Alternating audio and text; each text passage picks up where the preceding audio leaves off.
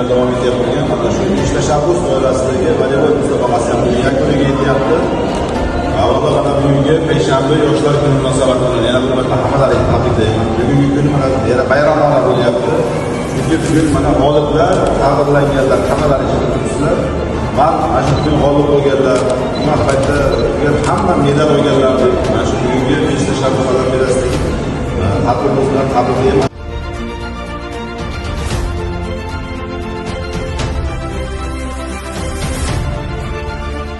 O'yin juda ham qiziqarli bahslarga boy bo'ldi. Biz jamoamiz bilan kelishgan holda bir yoqadan bosh chiqarib, hamjihatlik hamda birdamlikda shu natijalarga erishishga sazovor bo'ldik. Finalda juda ham murosasiz bahs bo'ldi.